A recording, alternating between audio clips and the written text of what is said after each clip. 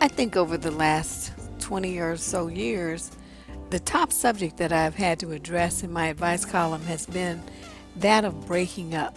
People don't understand why someone who loved them last week suddenly this week doesn't want to be with them anymore. And I can understand that feeling of being broadsided and not understanding what's going on. I totally get that.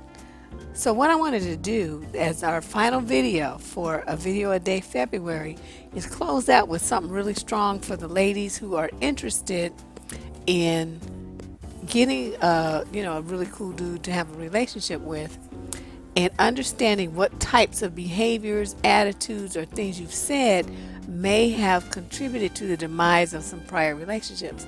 Now, let me say this. There's no way in hell I'm telling you to change who and what you are. What I merely want to do is share with you some of the research that I have from guys about why they broke up with the women that they were involved with. So if you can see any similarities between yourself, excuse me, between yourself and the women that these guys may be referring to, and you see how it ultimately ended for that woman, well, you might want to, kind of see if you can think about maybe might modify that particular behavior. I would never, ever, ever say that you shouldn't be who and what you are. I want to reiterate this.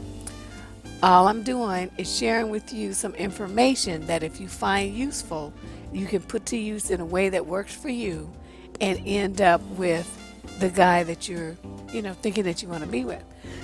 Now, way back in, when did I launch? I think it was 97. I launched my first website, askheartbeat.com. And one of the guys who was a contributor of content to the site was a guy named William July II. He'd written some books called Brothers, Lust, and Love, Thoughts on Manhood, Sex, and Romance, and a second one called Understanding the Tin Man, Why So Many Men Avoid Intimacy. God, what's wrong with me tonight?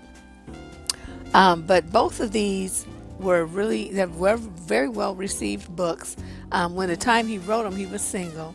After he wrote them, he got married. And I haven't heard from Brother Man since, so I'm guessing he's okay. But I thought what I should do is kind of go over some of the things shared by the men that he interviewed, as well as some information that I've collected to augment that. So between the two of us, we're going to share a dozen or more things that men have said are the reasons why they broke off a relationship that was doing pretty well. They had been together for a year, two, three, and then suddenly the guy lost interest, and the woman was left feeling reeling and trying to figure out what happened. These may give you some ideas, no guarantees. Okay, one of the things that is on William July's list is that you don't give your men enough space. Now, this comes in with them women that are very clingy and insecure. You fucking choke the life out of people. The man needs to fucking breathe. He doesn't need to have you in the same room with him when he farts so that you smell it. You ought to have some space. But a lot of women are so clingy and so insecure that they, just cling too tight to the dude. Now, this is not to say that some guys will claim that they want space when what they really want to do is, have room for some other woman. I'm not talking about those kind of dudes. I'm talking about the dudes who are sincere and who really want to be with you, but that you choke them with your neediness and insecurity, your jealousy, your possessiveness, all the stuff that makes him feel like he's in a chokehold. For a guy who's already struggling with being committed, that is a death sentence. Your relationship is never going to happen because you triggered all his fears about commitment and loss with your behavior. Those are the kind of men you got to love with an open hand. If he stays around, then he really wants to be with you, then you can move forward. If he leaves, then oh well, bye. What you want me to do? That's what I'm saying. You got to give your man space, because if you're afraid and you're just clinging to him, it means either the relationship isn't as solid as you try to tell people that it is, or it has some personal problems that you need to deal with. But the bottom line is, if you can't trust your man out your sight, then you don't need him. And that was something that would drive guys away. Another one is that you put up a front of sweetness, kindness, and submission, and then once he get with you, you pull that sheepskin off, and your real wolf comes out. So guys, a lot of guys are afraid of that you're gonna pull a bait and switch on them, and that you act all sweet and caring and stuff during the dating phase, but then once they get you, then you just flip out and become some kind of wild beast. So the guys are afraid of that, and if you do that after they get with you and have a committed relationship, your commitment will be very short, and pretty soon he'll be on out the door. Number 3, you want to say too much stuff. I'm sorry, not say too much. You want too many things. You want too many things. Now, what this has, like, if a girl has your symbol of love is gifts and material items. So that's what you're looking for. The guy, however, may have a different love style. So you looking for material gifts, and he's feeling all put out and burdened because you're not really paying attention to his emotional needs. You're only focused on yours. And a dude will get sick of that shit real quick. They start thinking that you're complacent and lazy, and that you have no ambition, and you just want to live off of him and all that old stuff. And so they'll dump you rather than get with a woman like that. They'll dump you, whether it's true or not. I'm not saying whether it's true. I'm just telling you his perception of your behavior, and the things that you say. He's gonna run and duck from you. Okay, number 4, you don't say what you actually mean. You say some other, delicate bullshit, circle in the sky with like a vulture kind of stuff. Men, they don't really have the attention span that women do. I can't even be polite about it. It's true. So he needs to get to the point, tell him what you think, tell him what you feel, and tell him what you want him to do. And then most likely he'll do it, because the sequence that you've put yourself in, you laid out what happened, you laid out how it was wrong, you laid out what you need him to do to correct it, and then you laid out what he's going to do to appease you, which is, whatever you asked for. So I think most men understand that 4-step plan, and they're not really tripping. But what they want you to do is say what you really mean. Don't beat around the bush and hem and haw and play all those little coquettish games. If he says, well, what do you want for dinner? And you know that you want lobster tail, then say, well, I really had a taste for lobster tail. If that's too expensive or whatever, I'd be willing to go in half on the dinner bill. But that's what I really feel like having. And then you let him, figure it out. He may end up paying for the whole thing. He may decide that your offer is 50% as good because he had no intention of spending $50 for a lobster tail. You got to work that part out. Another thing they said is that's really important, and one reason why men will break up is sex. Sex is key. Now, for you who don't want to have sex before marriage, this doesn't apply to you. But if the sex is bad, it's like, there's no creativity. You're kind of just laying there like a dead fish. There's no rhythm to the fucking. It's boring. It's just the same thing over and over and over and over. You don't want to try anything new, do anything different. You shut it down. And then what dudes can perceive to be a battle of sex, what I know as a woman is it's really that you're angry at him and you don't want him to fucking touch you. You don't want him to look at you, nothing. But guys perceive that as you playing a game with them about sex, even though it's not true. I'm just, like I said, I'm not saying that what they're saying is true. What I'm saying is what they said, and that's what I want to share with you. Another thing that bothers me is when y'all be talking about your male friends, your exes, your male coworkers, your male neighbors, all this stuff, especially those of you who want to get a self-esteem boost because you all tripping, and you gonna mention it to your dude and be like, yes, he was really flirting with me, and when I was younger, I used to have all these men after me and blah blah blah. You don't tell your man that shit. What is wrong with you? But so many women do that, and they do it because they feel insecure and they want the guy to shore up their confidence. by talking about how much he likes them and doesn't like other women. But that's stupid. You set yourself up, because if he's angry for any reason at anything that you did or even at somebody else, and you ask him some shit like that, he's gonna hurt your fucking feelings. It's gonna be your fault for asking him. Men also hate women that run, hot and cold.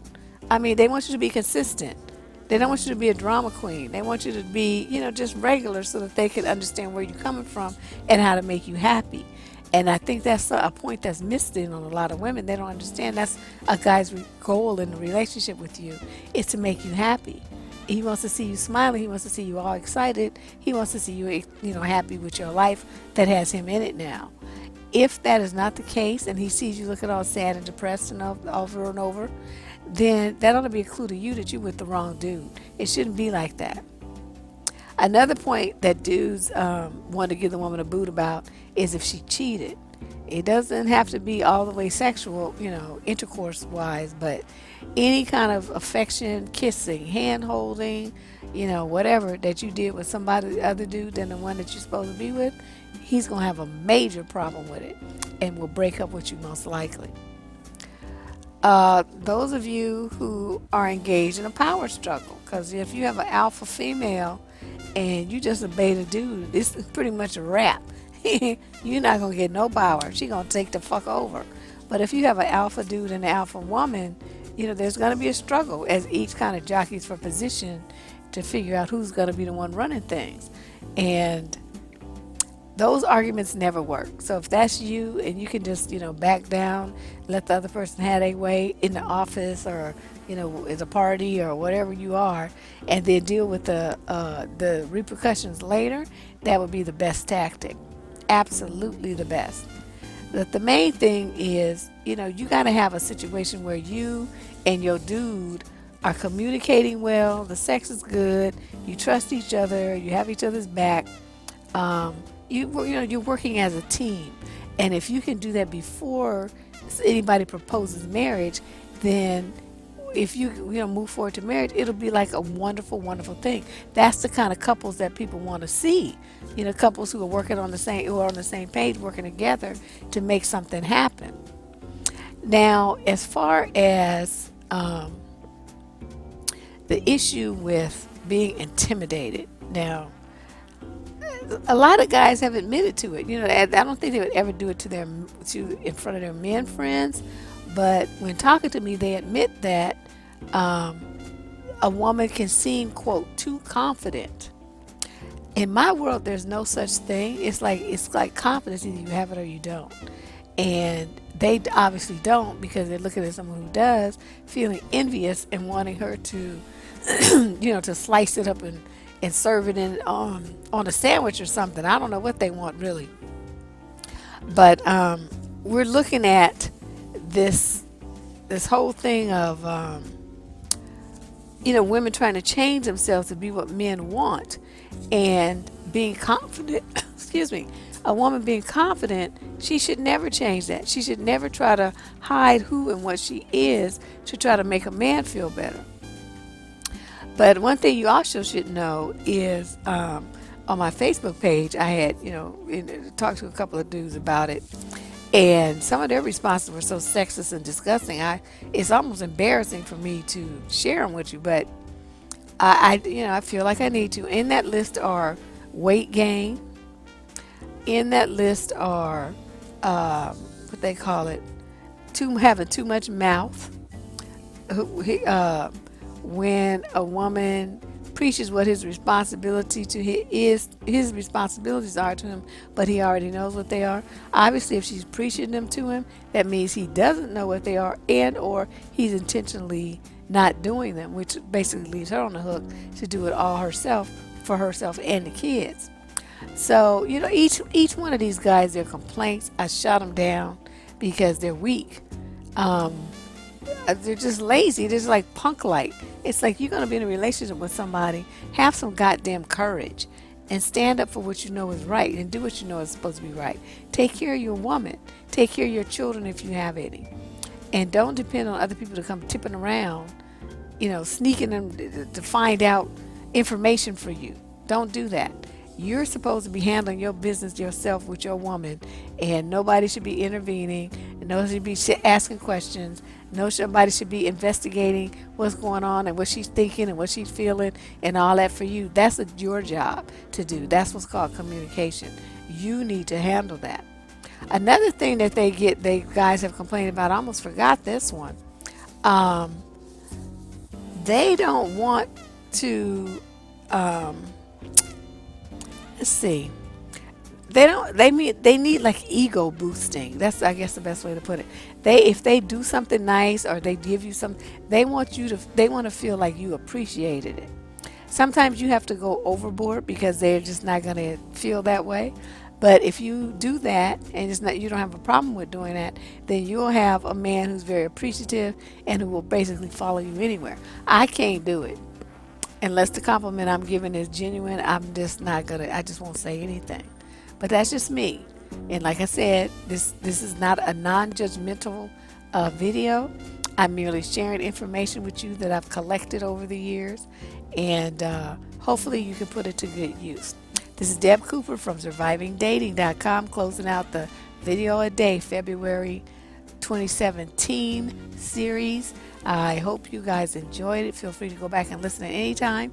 And click the Get Advice button on the top of my channel to submit a question or comment that you have, a suggestion for a video, is what I really mean. I'm stumbling around here. But if you have a suggestion for a topic, that's where you would send it, okay? Great. You guys have been great this month. I appreciate everyone's support. I appreciate all the shares that you've done and the comments that you've provided and the high ratings for all the videos I've done. Feel free to participate and support me in the channel with our Patreon link. You can find it in the show description. And we'll be back in a day or two. I'm going to take a day break or so, and then I'll be back with another exciting video for you. Talk to you guys soon. Bye-bye.